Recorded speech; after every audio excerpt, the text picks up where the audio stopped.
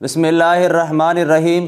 آج میں آپ کو وہ عذر بتاؤں گا جن کی وجہ سے روزہ نہ رکھنے کی شریعت نے اجازت دی ہے۔ یہ مجبوریاں ایسی ہیں کہ ان میں رمضان المبارک کے اندر روزہ نہ رکھنے کی اجازت ہو جاتی ہے۔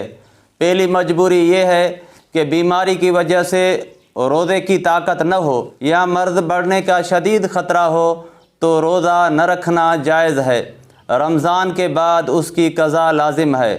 دوسرا مسئلہ یہ ہے اور جو عورت حمل سے ہو اور روزے میں بچے کو یا اپنی جان کو نقصان پہنچنے کا اندیشہ ہو تو روزہ نہ رکھے اور بعد میں قضا کر لے۔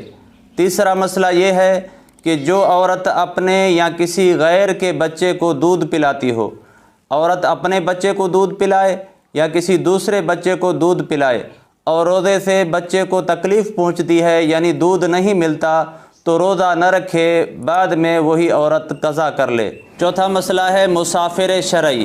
مسافر شرعی اسے کہتے ہیں جو کم از کم 48 میل کے سفر کی نیت پر گھر سے نکلا ہو۔ اس کے لیے شریعت نے اجازت دی ہے کہ اگر روزہ نہ رکھے اور بعد میں قضا کر لے تو جائز ہے۔ اگر کچھ تکلیف دہ وقت نہ ہو تو افضل یہ ہے کہ سفر میں ہی روزہ رکھ لے، اور خود اپنے آپ کو یا اپنے ساتھیوں کو اس سے تکلیف ہو تو روزہ نہ رکھنا افضل ہے۔ یعنی آج کل کا جو دور ہے وہ جدید دور ہے، سفر میں سہولیات ہیں، اے سی کا سسٹم ہے۔ ایسا اگر کوئی ماحول ہو سفر میں تو وہ مسافر شرعی جو کم سے کم 48 میل کا سفر کر رہا ہے تو ایسے ماحول میں روزہ رکھنا افضل ہے۔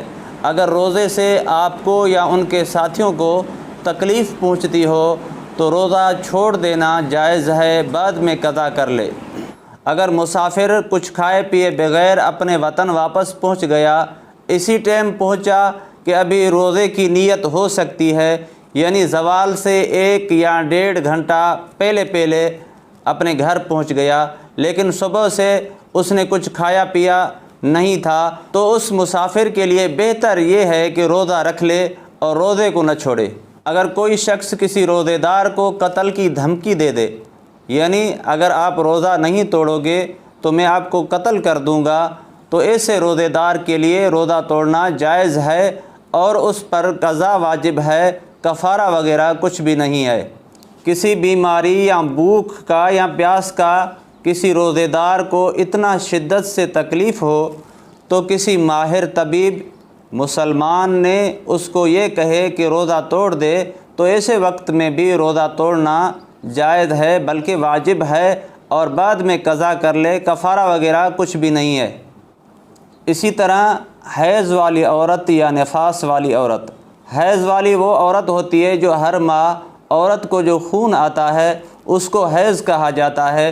اسی حیض کے دوران عورت کو نمازیں معاف ہیں لیکن روزہ اس کو رکھنا نہیں چاہیے، روزہ بعد میں قضا کرنا چاہیے، اور جب رمضان گزر جائے تو اس کے روزے جو رہ گئے ہیں حیض کے دوران وہ رکھ لے۔ اسی طرح نفاس والی عورت۔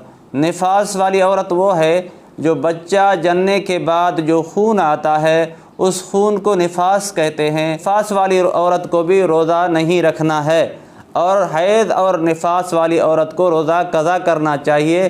نمازیں ان کو معاف ہے کیونکہ نماز دن میں 5 مرتبہ ہوتی ہے، اور یہ عورت اگر نمازوں کی قضا کر لے تو پوری زندگی عورت نماز قضا کرنے میں لگ جائے گی۔ اس لیے شریعت نے عورت کو نمازیں معاف کر لی ہیں لیکن روزہ اس کو معاف نہیں ہے، روزے کو بعد میں قضا کر لے کیونکہ روزہ سال میں 1 بار آتا ہے۔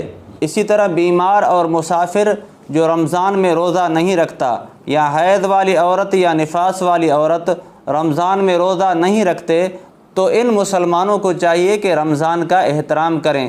بیمار ہو یا حیض والی عورت ہو یا نفاس والی عورت ہو یا مسافر ہو، سر عام ان کو کھانا پینا نہیں چاہیے۔ دعا ہے کہ اللہ تبارک و تعالی ہم سب کو دینی مسائل سیکھنے کی توفیق عطا فرمائے۔